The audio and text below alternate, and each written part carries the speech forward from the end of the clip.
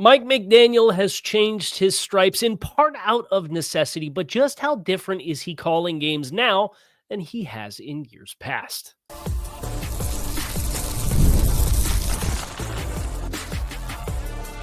You are Locked On Dolphins, your daily Miami Dolphins podcast, part of the Locked On Podcast Network, your team every day.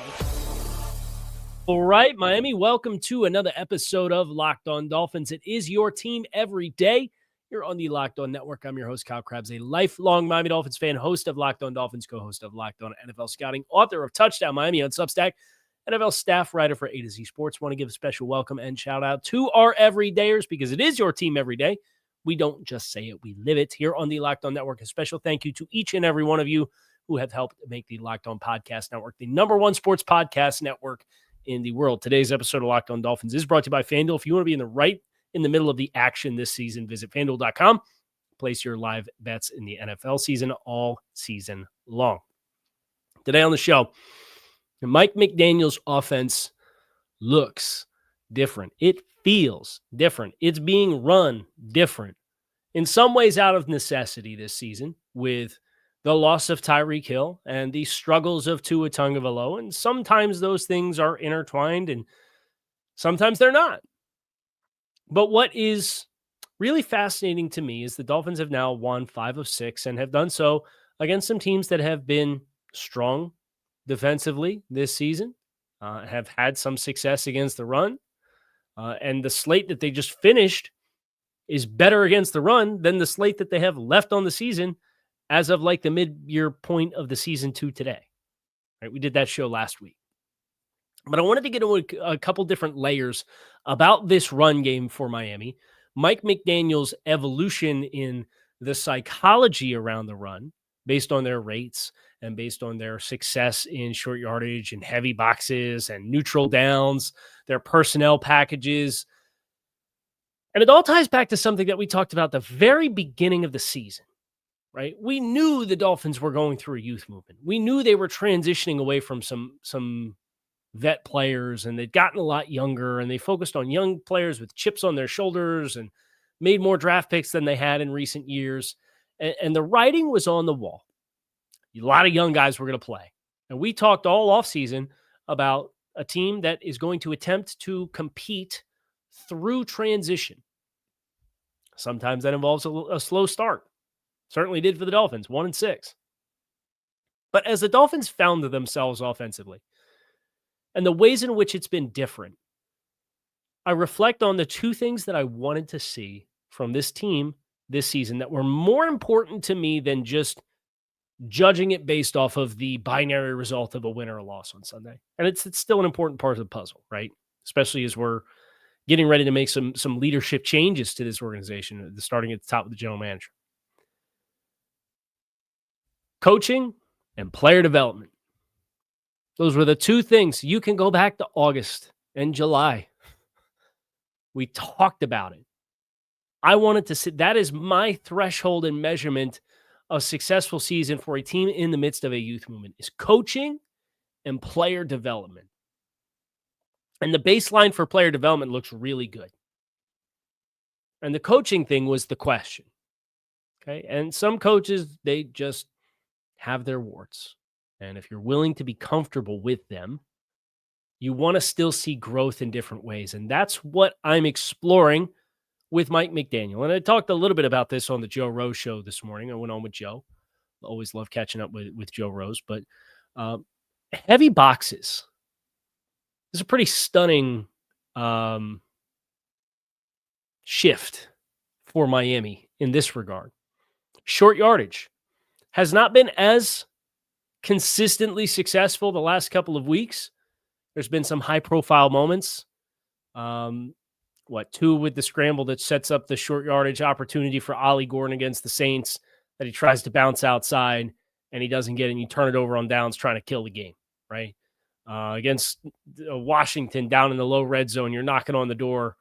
You get a couple opportunities on 3rd and 4th down to run the ball into the end zone. You don't quite get it, and you get stood up and packed up on 4th down. Hasn't been perfect. But if you look at the short yardage successes relative to what they've been for Miami, I'm taking the growth, guys. On 3rd and 4th down and 3 yards or less to go this season, the Dolphins are in the middle of the pack on 3rd down conversion rate. 68% of their runs on third downs go for a first down. You contrast that to last year. That number was 51.5% in 2024. In 2023, that number was 58%. Back in 2022, Mike McDaniel's first year with the team, it was 44%. So you have gone from 44 to 58 to 51 to 68% with 4 games left this season. That is tangible growth in an area that has been a sore spot for the Dolphins. And you acknowledge that those numbers come despite the fact that it hasn't been particularly impressive, the last month of the season? You can even take the Dolphins and the yards before contact per rush in short yardage situations, which is 3rd and 4th down and 3 or less to go. In 2022, the Dolphins averaged negative 1/3 of a yard before contact per rush on obvious short yardage running situations. In 2023, the 11-6 season, they averaged 0.65 yards before contact per rush. In 2024, they averaged nearly negative 0.8 of a yard before contact per rush in short yardage situations. And this year, the Dolphins are averaging nearly 3/4 of a yard before contact per rush in a positive sense. How does that track versus the league? I mean, there's some teams that have great, like Baltimore this year in short yardage situations has almost 3.5 yards before contact per rush. Miami's generally speaking in the middle of the pack, but the 22 and 24 seasons are two of the 4 worst short yardage before contact seasons posted since the start of the 2022 season. Dolphins own real estate, 22 and 24, bottom 4 out of 128 possible teams. So growth, not dominance, but growth. I also reflect on the first downs per rush metric for Miami in this regard. 2025 is the best that Miami's had in 3rd and 4th down and 3 or less to go by a significant margin. In 2022, it was 50% of their runs in those circumstances went for first downs. In 2023, it was 60%. In 2024, it dipped to 48%. This year, it's 65%. So the obvious thing that talking about the tonality of the football team and being able to play physically at the line of scrimmage, you are seeing it in this area, and it's also not been particularly good the last month of the season, and this is still the best we've had. So it's growth. It's not perfect, but it's growth. And it came with, for 10 weeks of the season, your backups playing on the right side of the offensive line. You still have backup at right guard. This is not meant to be a single talking point that answers all of your questions. But as we explore the big question, I think it's important to dive into all of the little data points that can help you process the state of affairs of the team. And that's what this is aspiring to do. This individual data point, short yardage, is not as good as it was a month ago, but it is better than it has ever been. And that's a testament to the offensive line and their growth and the continuity and Butch Berry and getting those guys settled in and playing heavier personnels. We'll talk about a little bit of personnel packages and heavy boxes next here on the show. But what you have done, you've run the ball now as many times on 3rd and 4th and 3 or less as you did in the entire 2023 season. You're averaging more yards before contact. You're averaging more yards after contact. You're averaging more yards per rush. Your rush per touchdown rate and first down rate and 3rd yard conversion rate, those percentages are all higher now than they were in 23, which was a year in which you obviously had monumental success on the ground and exponentially better than what you had in 22 and 24. We're going to talk personnel packages, usage of personnel packages. There's some obvious answers there for who you're paying and who's available to play and the freedom that gives you to change your personnel packages. but also heavy box counts in the run game and the success that you have there. We're going to get into that next here on Locked on Dolphins. So make sure that you guys stick with us. NFL Sundays move fast, one big play, and suddenly everything feels different. That's what makes live betting with FanDuel so exciting. You're not just watching the game, you're reacting to it in real time as it unfolds. With FanDuel, you can place bets live as the action unfolds. Every drive, every momentum swing, every highlight moment, you name it, they have it. Living up to the excitement of the game is tough from the couch, but live betting is best when the game starts to shift. A receiver gets hot, a defense tightens up, momentum flips after a turnover. FanDuel lets you jump into the moment with live spreads and money lines that adjust instantly in real time, player props that update as guys heat up, and you can bet next touchdown scores, drive results, totals, and more. It keeps you locked in on every snap, every drive, and every possibility. So if you want to be right in the middle of the action this season, visit FanDuel.com and place your NFL live bets all season long. FanDuel, the game moves fast, and so can you. As we continue onward here on today's episode of Locked on Dolphins, I want to thank those of you who make us your first listen. It is your team every day. We don't just say we live it, but you can now take it up a level and go ad-free with the Everydayer Club here on Locked on Dolphins with no interruptions. There's a members-only Discord for the entirety of the Locked on Network that you can access and more for $5 a month or $50 a year. The link to sign up for the Everydayer Club is in the show description. Now, let's get into heavy boxes. This is the one for me that gets me really juiced up because I remember, and this is what I talked about on the Joe Rogan show this morning. I remember playing the 2023 AFC East Championship game in Week 18, and you had so much success in the first half of that game running the football, and then you totally got away from it. And after the game, they talked about, well, they put the safety down in the box, and they were giving us single highs, so we had to throw the ball, or we wanted to throw the ball based off the pre-snap look.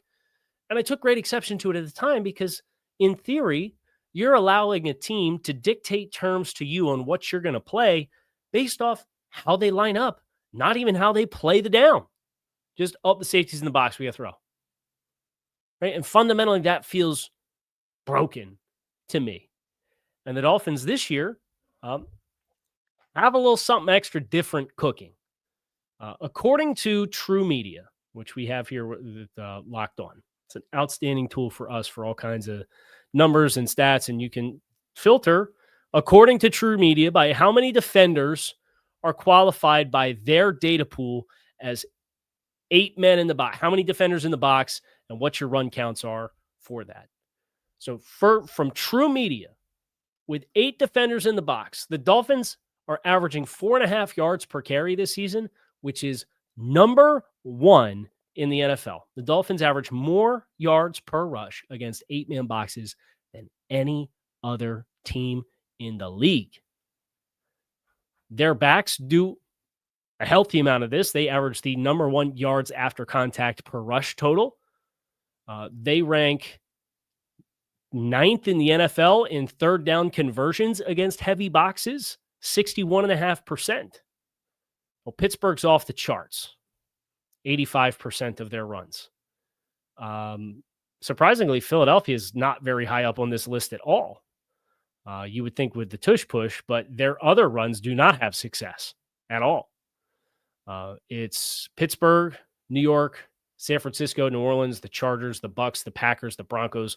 Those are the 8 teams that are in front of the Dolphins in third down rush conversion percentage against 8-man boxes. They are 12th in the league in yards before contact per rush against 8-man boxes.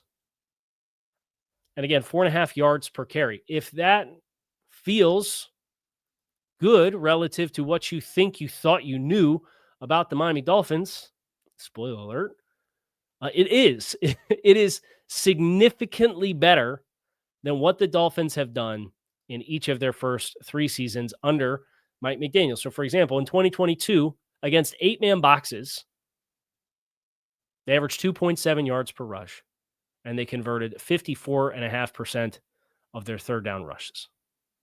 In 2023, this was the good year running the ball for Miami. 108 rushes, which is the lowest mark of any of the 3 seasons. And that goes right back to my point about the Week 18 game against Buffalo and putting an extra hat in the box and just automatically disqualifying you from running the football, right? 108 rushes. They averaged 3.7 yards per carry against 8-man boxes with a 57% conversion rate on third down. In 2024, 3.1 yards per rush, a conversion rate on third down of 50% against 8-man boxes. The Dolphins this year, 4.5. So 4.5 this year, 3.1 last year, 3.7 in 2023, 2.7 in 2022. 61.5% conversion rate on third down versus 50% last year, 57% in 2023, and 54% in 2022. We are talking meaningful growth. And the yards before contact is about twice of what it was in 22 and 23. And it was 0.6 yards before contact in 2024. Now it's a full yard before contact against heavy boxes. That's a tonality shift, right? That's a change of frame of mind shift. As a matter of fact, 4.5 yards before contact, or 4.5 yards per carry against heavy boxes, is the third highest mark in the entire NFL any team has logged since the start of the 2022 season. Behind Baltimore in 24 at 5.1, where Derrick Henry ran hog wild over the entire NFL. And in 2022, when Baltimore had 4.7 yards per rush against heavy boxes. This is pretty... There's only been 15 individual instances, so an average of about 4 teams per year that average more than 4 yards. And the Dolphins are sitting at 4.5 against 8+ man boxes. You want to talk about a tonality shift. And how does this happen? Well, this happens because you suddenly are able and free to play different personnel packages because you don't live in 21 at such a dominant rate with 2 wide receivers and 11 personnel at such a heavy rate. The Dolphins this year are running 11 personnel 41% of the time. That mark versus 2023, it was 48% or 43%. And then in 2022, it was 44%, right? So they're marginally down on their 11 personnel, but it's the 21 personnel grouping that has dramatically shifted. Right? You get into 3rd and 8, you're probably going to put 3 wide receivers on the field. 2025, their 21 personnel unit is 25% of their snaps. It was 30% of their snaps in 2024. In 2023, it was 42% of their snaps. And then in 2022, it was 36% of their snaps. So we are way down on 21. So 2 backs, 1 tight end, one of those backs a lot of the time being a fullback.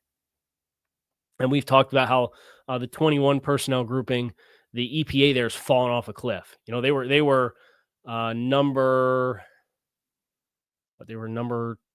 1 in the NFL in 21 personnel usage when you include 21 heavy from 22 to 24. So over 3-year sample size, nobody ran more plays of 21 personnel than the Dolphins did. And their EPA in 21 in 2022 was number 1 in the NFL. Their EPA in 2023 out of 21 was number 2 in the NFL, or was number 1 in the NFL.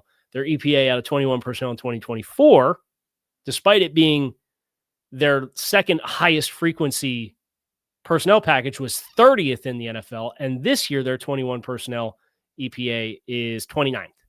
So they went from first, 30th, 29th in when playing 21. Where are they making up the difference? Well, they're at a combined, it's about 20% of their snaps are coming in 12 and 22. And they're top 10 in EPA per play in both 12 and 22 personnel this season with multiple tight ends on the field. They're number 1 out of 22 package when they go super heavy with 2 backs and 2 tight ends. Spoiler alert, you're not going to play 22 personnel with Tyreek Hill because you're going to pay Tyreek Hill $30 million and you're going to pay Jalen Waddle $28 million. They're going to be in the field together. That puts a cap. You got 3 eligibles to work with. That's it. So some of this ties to Tyreek Hill going down and a shift there. But this run game success, we are less afraid. We have 4 games left, and I think we're 4 runs away from running into more heavy boxes than any of the other 3 previous seasons that we've had with Mike McDaniel. Like we will probably surpass it in week 15, the most amount of runs into heavy boxes. And it's the 3rd best mark yards per carry against heavy boxes that the league's seen since 2022 out of any individual team. Tonality shift. Psychology shift. Neutral downs is the other part of this. How often are you running versus passing in situations that are not dramatically skewed by down and distance?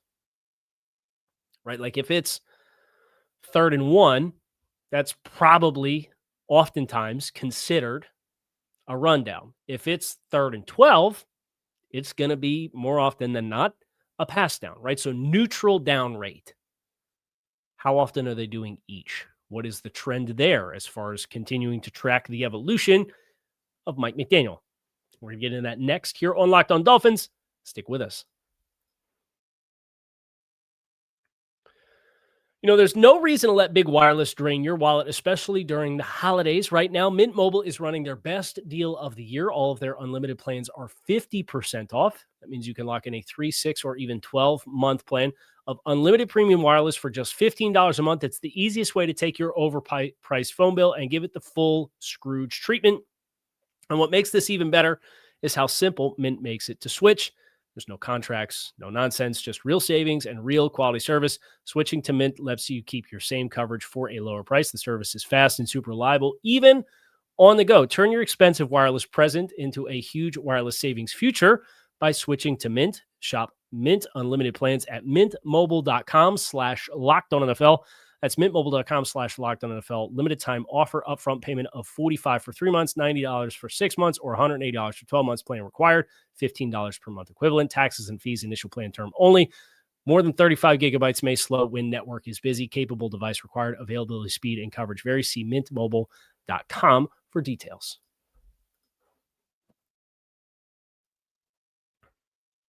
Neutral down rate. This one's interesting to me too. And I got this one from NFELO app.com. I got the personnel package stuff from Sumer Sports. I got all of our advanced box count rates, yards before and after contact rates, 3rd down rush rates versus both 8-man boxes and in short yardage situations. All that came courtesy of our friends over at True Media. So the neutral down rate, pass rate over expectation is what I think is the best way to refer to this as. I don't think it's a overly dramatic shift, at least until this year for Mike McDaniel. He's always kind of been willing to, we on the outside, it feels like every opportunity where the run game's cooking, it's just keep running the ball, right? But grand scheme of things, in 2022, the Dolphins had a 2% above expectation rate of calling pass plays. So across a full body of work for a full season, plus 2% on pass rate. 2023, when the Dolphins had their most successful season under Mike McDaniel to date, that pass rate over expectation went from plus 2% to minus 1%. Still relatively neutral. 2024. Remember, this was the year Tua gets hurt. He misses 4 games. Then he misses the last 2 games of the regular season. Austin Jackson goes down midseason, and it really kind of bottles up your run game as a whole. So you kind of adopt some screen passes as a result. So you've got a little bit on either side of the fence. Austin Jackson goes down. It's a run game deterrent. Tua is out. That's a pass game deterrent. Across the full body of work of the season, the pass rate over expectation was minus 2.5%. So it went from plus 2% to minus 1% to minus 2.5% as the frequency of calling pass plays relative to your expectation. So it gradually has skewed more run heavy. This year, their pass rate over expectation, or I should say run rate over expectation, has more than doubled from last year. it's at almost minus 6% skewed towards running the ball. And it's funny because this was a lot of things that you can go back to ahead of last year and talking about the short yardage woes and the personnel packages and how continuing to lean more into running the football, especially going to play action passing heavy team. A lot of these things are the kinds of things that we've been hopeful to see for the Dolphins. It has just really turned into a gradual transition. But what I'm optimistic about is that this shift has started. And you can go back through every Shanahan disciple, Sean McVay, Kyle Shanahan, you name it, right? The ones that get prominent head coaching jobs, they have some early success at something and they lean into it. And then they very quickly find like, oh, okay, there's a glass ceiling here. There's a glass ceiling. And for Sean McVay's, they went to the Super Bowl, extremely wide zone heavy with Jared Goff. A lot of things that you're seeing the Dolphins do with Tua Tagovailoa right now, or have done with Tua Tagovailoa historically.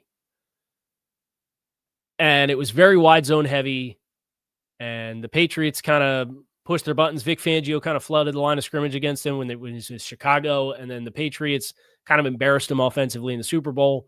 And it has been kind of a gradual transition over the last couple of years where now the Patriots or the Rams have had super big physical wide receivers to play almost exclusively 11 personnel, but their receivers can kick your rear end as run blockers, whether that's Robert Woods or Puka Nacua, right? Like they've had those kinds of dudes at wide receiver where they're going to play 11, but it's Ben Skoranek.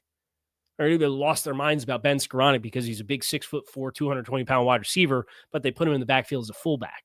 And it was the greatest thing since sliced bread because, oh, they're an 11 personnel. We're going to match their 11 personnel. We're going to come out in nickel. Oh, wait, they went I formation and Skoranek's the fullback.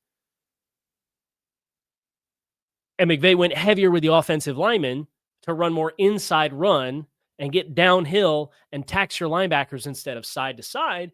Well, if you're going to load up the line of scrimmage on us for when we play wide zone, now we're going to have angles and we're going to pull somebody around. We're going to run gap schemes at you, and we're going to have butt kickers that can create displacement up front, and we can get vertical displacement in the run game, and we're going to mow you down. For the 49ers, it was the Jimmy Garoppolo experience that kind of capped out, and then you have to kind of go back to the drawing board, and it felt like the plan there was, right, with Trey Lance. I remember that year they drafted Trey Lance. They drafted Trey Sermon at running back, who's a big back out of Ohio State. They drafted Aaron Banks, who's a big physical mauler. And you looked at what they were doing and say, okay, they're going to physically evolve the offense and have more of a vertical presence. They add Christian McCaffrey to stack on top of that with what he can do between the tackles. Now, obviously, Trey Lance doesn't work out, and there's been some pivots at quarterback, but that was the evolution and plan. And Mike McDaniel gets 22 and 23, and he gets all the positive affirmation in the world that he needs. My plan's working. I can continue. Do you remember 2024, that offseason? They're talking about we're testing the limits of the offense. And testing the limits of the offense just meant putting more junk in front of the snap of the football to do the same stuff, really. And then when it became very apparent that the protection and the offensive line wasn't going to be able to create the kind of displacement that they thought because they bet on the guards and Robert Jones and Liam Eichenberg, and it was an abject disaster. And Isaiah Wynn had whatever setback that he had, so we didn't see him until December. They kind of put training wheels on everything and just kind of had to problem solve as the season went. So then you saw the talk about tonality and shifts. You saw some personnel moves, but you didn't really feel it early in the season. And then Tyreek Hill goes down, and it's like, okay, what do we have to do? And lo and behold, all of these things that the writing is on the wall, that there was a better way of life for how to run an offense. It's right here. And the passing game has to be better, right? And a lot of that is on the quarterback and the way that he's playing right now. Not all of it, right? You still got guys that run some wrong routes. I still think there's times where you get into some spacing things that make it very difficult to threaten the full width and depth of the field. And I don't expect you to just drop back and do 7-step drop from under center and throw go balls 50 yards downfield. But I think there's times where you would benefit forcing the defense to cover a wider area of the field. But by and large, the passing game, it's not sustainable long term. And I think everybody can look at it and understand that. But this, you're doing it. I've had people suggest that this is just another Mike McDaniel gimmick offense. They're lining up with heavy personnel. I don't care if they're 6 offensive linemen or not. Okay, go get a traditional inline tight end and let him do it. Right? They brought in Pharaoh Brown to be a traditional inline tight end and spent all summer trying to figure out how to make him block emotion on the run outside the numbers and get attached to guys in space. This is never his game. It didn't work out. They cut him.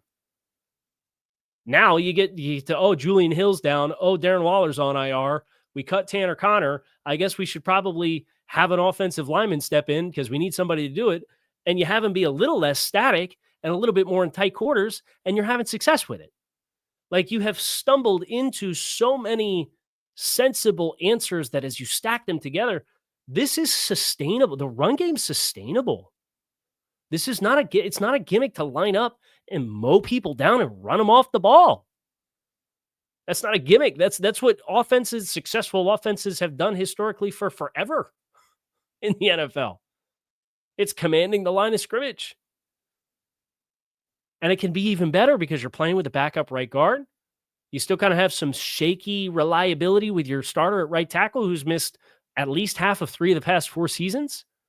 I don't know what the answer is there. We got to figure out how deep the changes are going to go.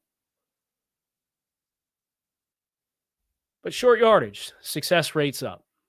Yard production per carry is up. Against heavy boxes, you're running it more than you ever have. You're one of the most productive run games in the last 4 years in running into heavy box counts. You've diversified your personnel packages. If it's player development and coaching, these are the kinds of things that we needed to see to have the conversation about Mike McDaniel and say, maybe a drastic top-down philosophy on what the roster construction looks like is worth it to see it through with Mike McDaniel.